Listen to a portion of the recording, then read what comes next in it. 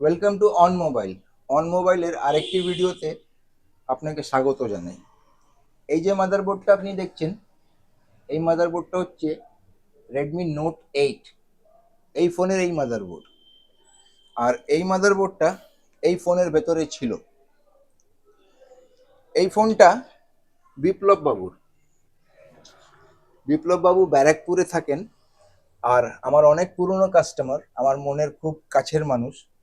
ইনি রেগুলার আমার ভিডিও দেখেন, আর ভিডিও দেখেই বোধহয় আপনার সঙ্গে আমার আলাপ হয়েছিল। তো এই ফোনটার একটা খুব মিষ্টি স্টোরি আছে, মানে একটা পিতা আর একটা কন্যার স্টোরি, সেই কারণে আমি এই ভিডিওটা বানাচ্ছি। তো এই ফোনের ভেতরে এই মাদারবোর্ডটা ছিল। এই ফোনটা খারাপ হয়ে যায়, দাদা আমার কাছে নিয়ে আসেন ফোনটা। এই ফোনটা আমি চেক করি। যখন আমি চেক করি ফোনটা, তখন ডায়াগনোজ করার পরে দেখা যায় যে এর যে স্টোরেজ আইসিটা আছে এটা ড্যামেজ হয়ে গেছে, মানে ইন্টারনালি ওটা কারাপ্ট হয়ে গেছে। তো এই ফোনটা অন তো হওয়ার কোনো চান্স নেই, কারণ কি কোনো ডেটা এখান থেকে বেরোবে না, কোনো গান, ছবি, কন্ট্যাক্টস কিচ্ছু বেরোবে না।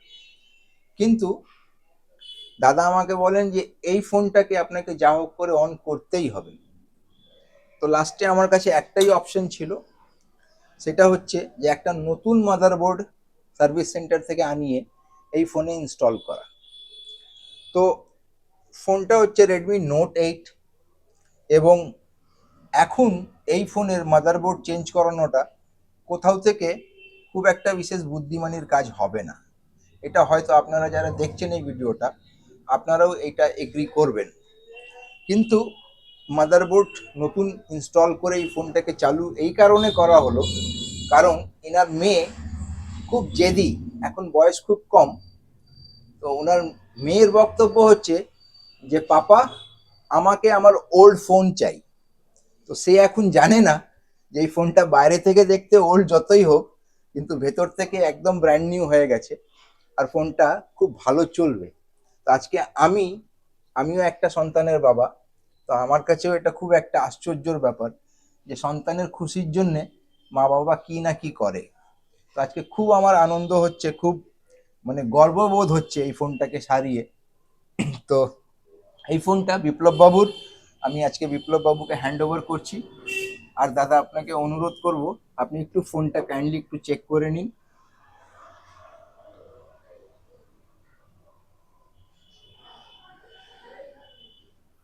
না, পুরোটাই ওকে আছে। একদম ঠিকঠাক আছে। আগের ঠিকঠাক মতন আছে, মানে ওল্ড আগের মতনই ও। ওল্ড ফোন আছে, মানে মেয়ের কাছে আপনার এই ফোনটা ওল্ড ফোন। ওল্ড ফোন আছে। তো মোটামুটি এর আগেও তো আপনি আমার এখান থেকে কাজ হ্যাঁ, হ্যাঁ। করিয়েছেন। হ্যাঁ, এই বিশেষ করে এই ফোনটা নিয়ে আপনার কি অভিজ্ঞতা হলো আমার এখান থেকে? না, আমার দাদার সার্ভিসটা খুবই ভালো লেগেছে এবং দাদা যেটুকু যা বলেছেন এবং যেভাবে বলেছেন সেইভাবেই আমি চলেছি এবং দাদার মানে সার্ভিসের ওপর ভরসা রেখেই আমি বলেছি, এটাকেই দাদা যেভাবে হোক রিপেয়ার করে দিন।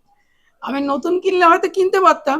হ্যাঁ, যাই হোক, কিন্তু ব্যাপারটা হচ্ছে যে দাদার এই সার্ভিসের ওপরে কনফিডেন্স রেখে আমার আরও ইচ্ছা হয়েছে যে দাদা এটা 100% আমাকে আবার ফিরিয়ে দিতে পারবেন এবং আমি সেটাই দেখলাম যে না, উনি আবার ওটাকে ঠিক মানে জায়গা মতন যেরকম ছিল অ্যাজ এ ব্র্যান্ড নিউ আবার করে দিয়েছে।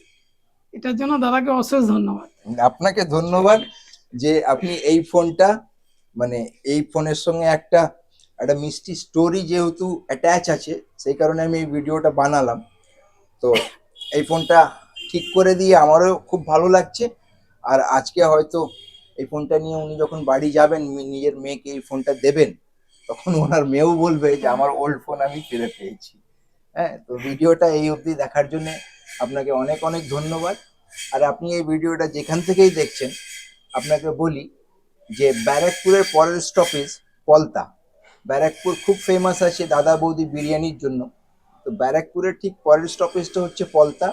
পলতা স্টেশন থেকে মাত্র পায়ে হেঁটে 2 মিনিট লাগে আমার এই ছোট্ট দোকান যে আপনি দেখতে পাচ্ছেন। তো আপনার যদি ফোনের যে কোনো সমস্যা হয়, যে কোনো, তো অবশ্যই একবার আমায় আপনি কল করতে পারেন বা আমার দোকানে আসতে পারেন। ভিডিওটা দেখার জন্য আরেকবার অনেক অনেক ধন্যবাদ।